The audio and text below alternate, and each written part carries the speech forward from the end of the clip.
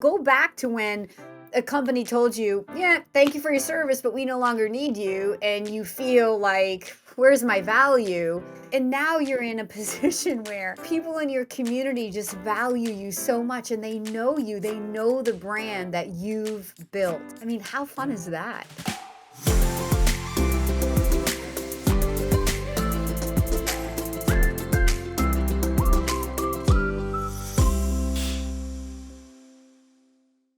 Welcome back to Kim Daily TV. I have a special guest for you today in my studio.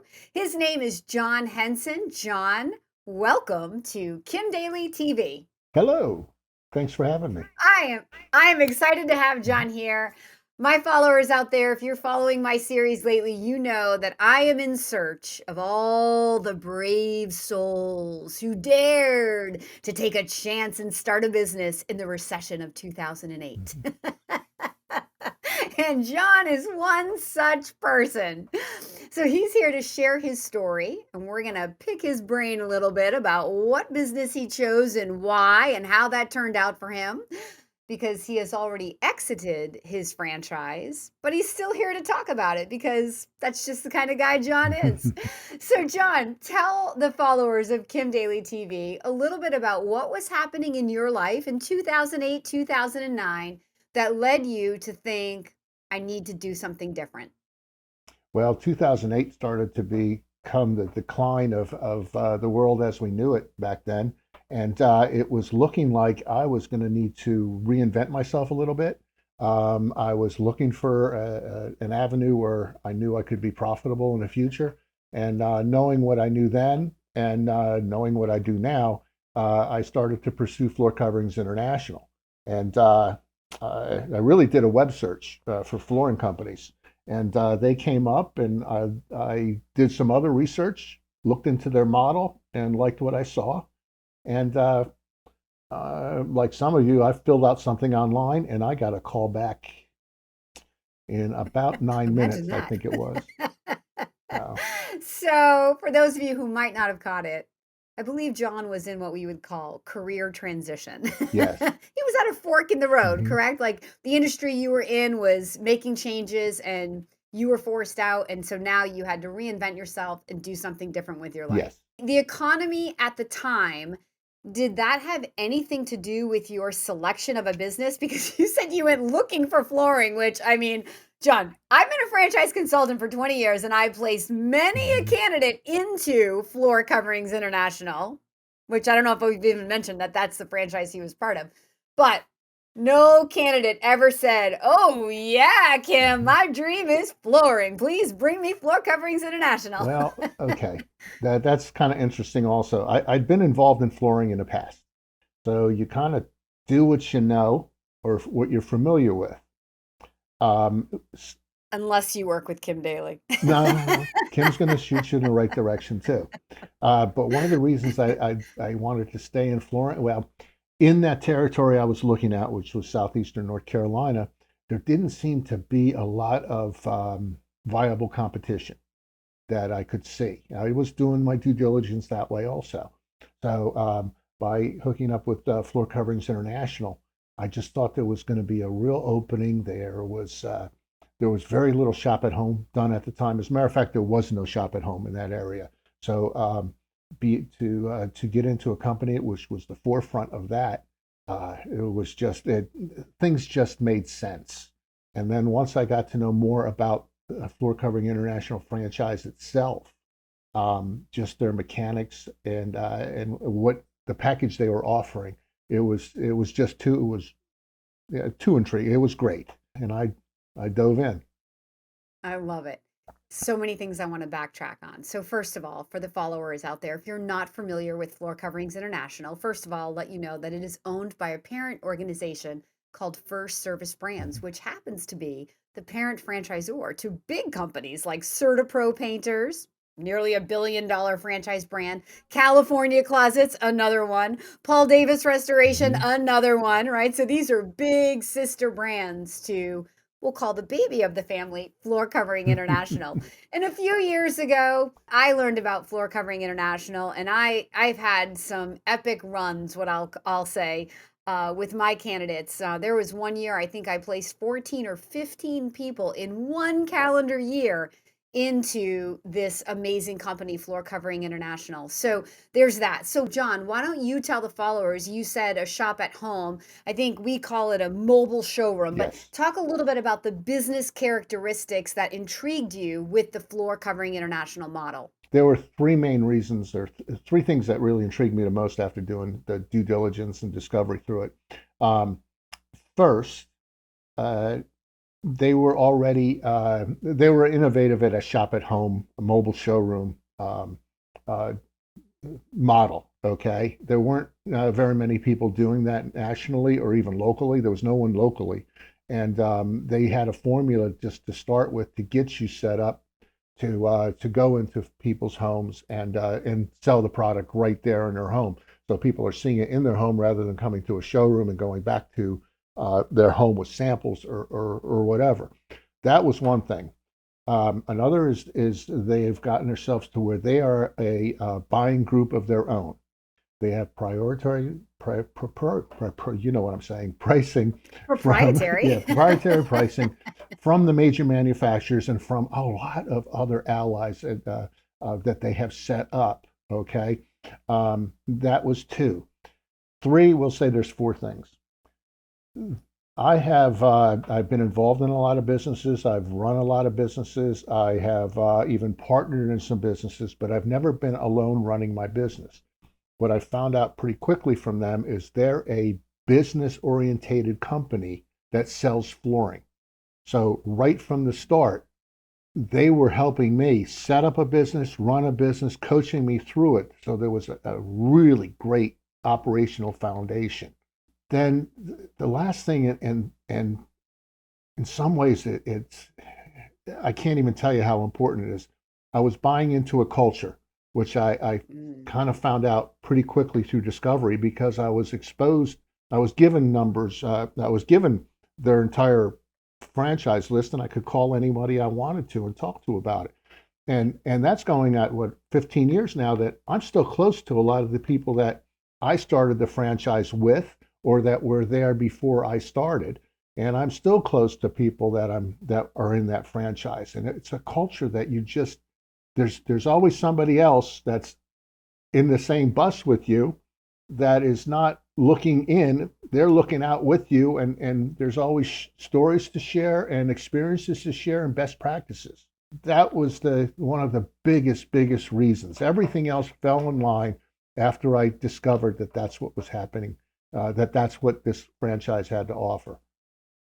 How amazing is that? It was, If you've watched any other episodes on Kim Daily TV, you know the biggest things I talk about are we're not buying widgets, we're not buying flooring, no. we're buying people, we're buying Mhm. culture. He said he was in business for himself, but he didn't feel like he was by himself, right? He said that there was support. He was working on his business, not in his business, right? Yes. There were people there, and I loved what you said. This was a business that happened to be selling flooring. It's a sales and marketing company. Mhm. That's what you're buying. You're buying the engine that makes the business go, that drives the Yes. revenue. And it just so happens that it's a product that, oh, by the way, every brick and mortar location out there needs. It's flooring. Mhm. So yeah, in some markets there's tons of competition, but it doesn't really matter because there's tons of opportunity because everybody needs flooring. Yes. And so, John, you mentioned that you were in Southeast North Carolina, right? Yeah. So you were on the coast, you were in a small market, which did not go by Kim Daly's ears Mhm. because a lot of times people in small markets have very limited options because everything doesn't work in a small market. But I love that you were already in flooring and you did what you knew. And it doesn't have to work that way. My listeners know, right? Like I just told you No, that yeah. I've placed 14 or 15 Mhm. people into flooring and none of them knew anything about flooring.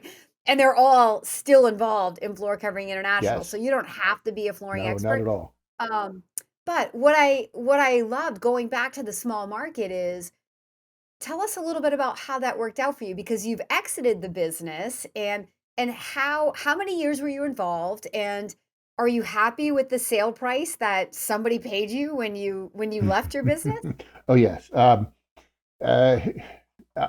I'm really happy.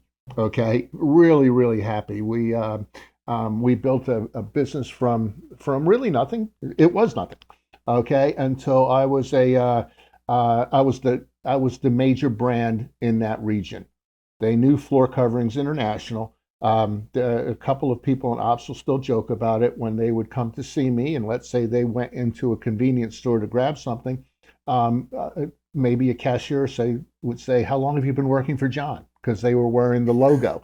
They knew The the corporate people are being asked how long they work for for you. you. Yeah, That's that was awesome. rather fun. You're like, "Yeah, you do work for me. Yeah. I pay you Well, royalties." that does work that way, but still, I developed my brand. I developed their brand, and their brand is still going strong down in Southeast North Carolina with the purchase. The gentleman that purchased it from me. All my employees are still with them. All the labor is still with them. Nothing changed, but the ownership. I was doing very well. I was in the top 10% of the franchise, maybe the top 5%.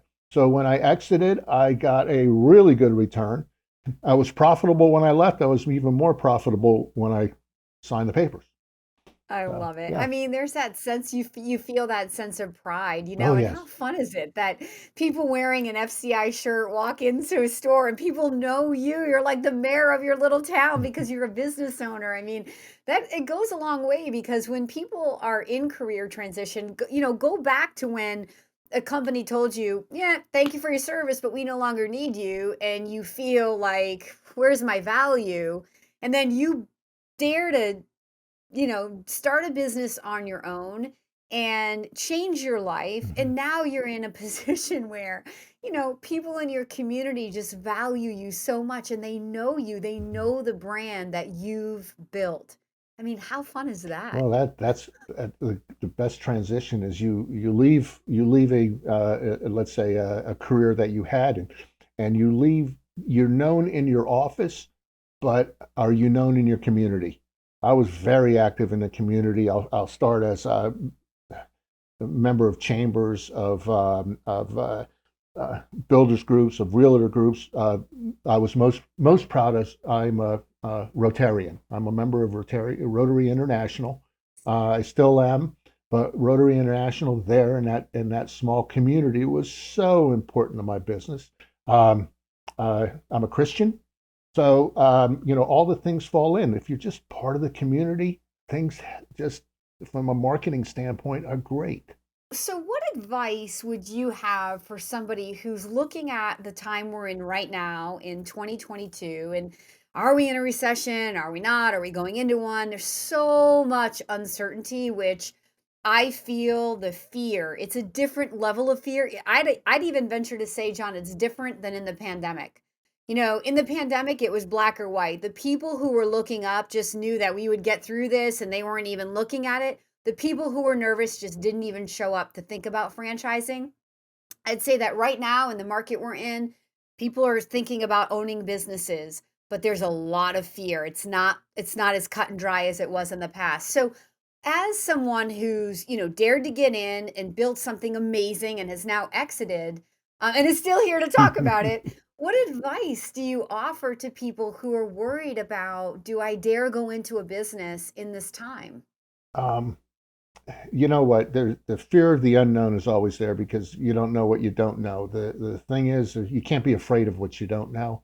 If we are into, let's say we're in a slump right now, I don't know what you want to call it, but a slump's a good time. Is if you're, this is kind of cliche. If you're starting at the bottom, there's nowhere to go but up. I started at the bottom. It was kind of it was a risk I took at the time. I'm not a quitter. I don't believe really in failing. It's you make what you make. Okay, if you want to give up on something, you give up on something. But if you don't, if you know you're going to go through with it, just go through with it wholeheartedly. Make the plan, follow the plan. You get with an organization that has a plan, that has the support to push you forward. They don't want you to fail. I can tell you, Floor Covering International doesn't want you to fail. They want you to be the biggest because they don't make any money off of anybody that fails. They don't make any money off of people who are just mediocre or, let's say, doing their minimum. Okay. Uh, I paid a lot of salaries. I'm proud of that. I'm proud of that because I got just by helping them, they helped me. It works both ways, and I'm not just Right. saying helping the franchise, the operations. I'm talking about helping my colleagues, the owner in Denver, Colorado, or Cherry Hill, New Jersey, or Cincinnati, Ohio, or El Paso, Texas. These are the people are all in these areas, and I talk to them quite often. Just they might need some advice. They call to see how they can move forward. Again, it's the culture. Everybody wants to succeed, so you might as well get with an organization that wants to push you forward instead of leaving you by the wayside. And another valid point for people that have spent 10 or 20 or 30 years in corporate America, where often you don't have that same level of other people having your back. I think it's very refreshing in franchising when they come in. I recognize it when people say, wait a minute, I get to call other owners Mm-hmm. before I'm even an owner. Like, why are they going to invest time with me? I'm like, isn't that amazing? Because in a franchise, we're all shareholders in the same brand. Yes. And rising tides raise all ships. So we want people to come in who can help to contribute to the growth of the brand because the better we all do, the better we all Well, do, that right? right, and important there is your success is tied in with my success, which is tied in with the however many 100, 200 other franchisees. If I had failed, it would bring down somebody else's franchise. It would just devalue them. So we want everyone to be successful. I still want everyone to be successful in the franchise because it helps everyone else.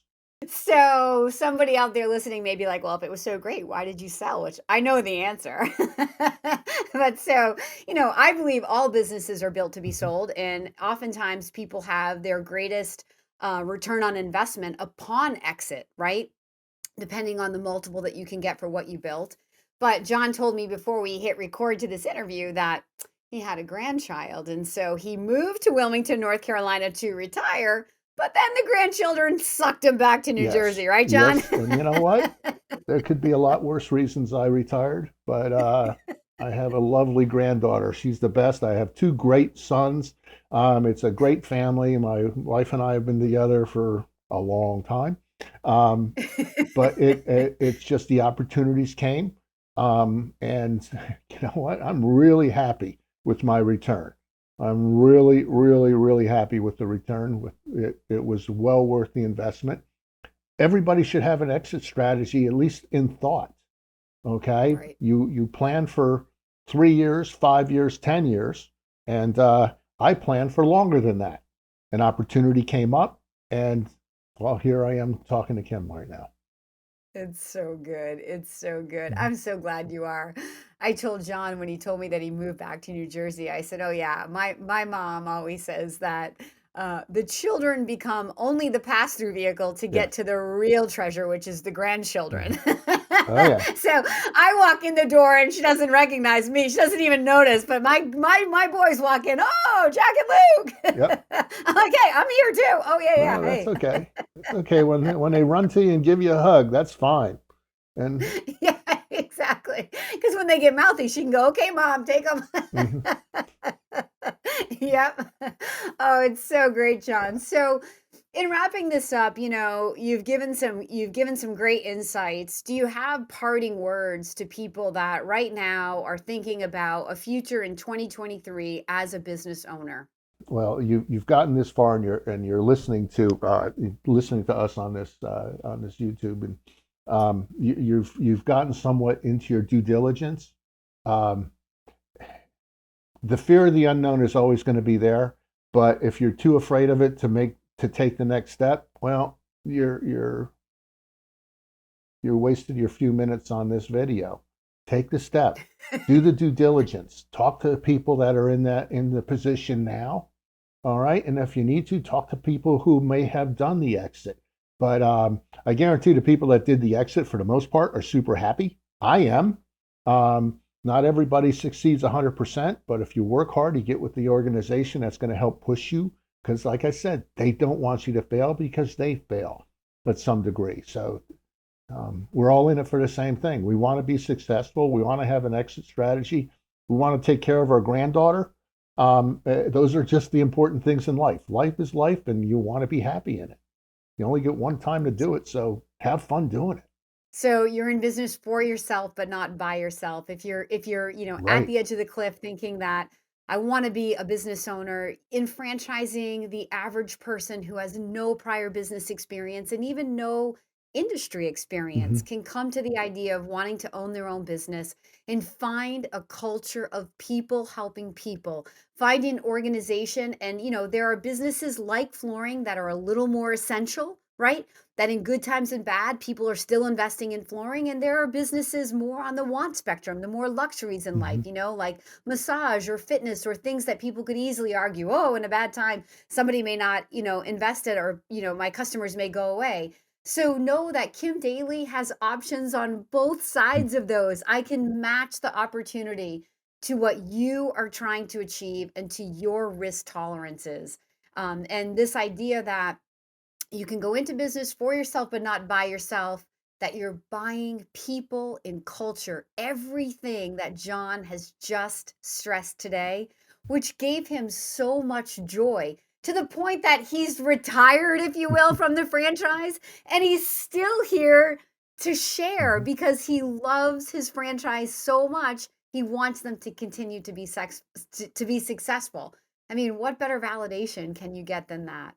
John, thank you so much for being my very special guest Hmm. today. Well, thank you so much for having me. It was great. It's really great, Ken.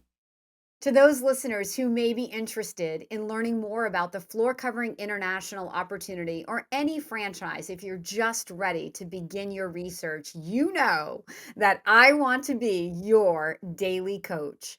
Please follow the email on the screen right now or reach out to me directly at inquire@kimdaly.tv. And until next time, my name is Kim Daly and I want to be your daily coach.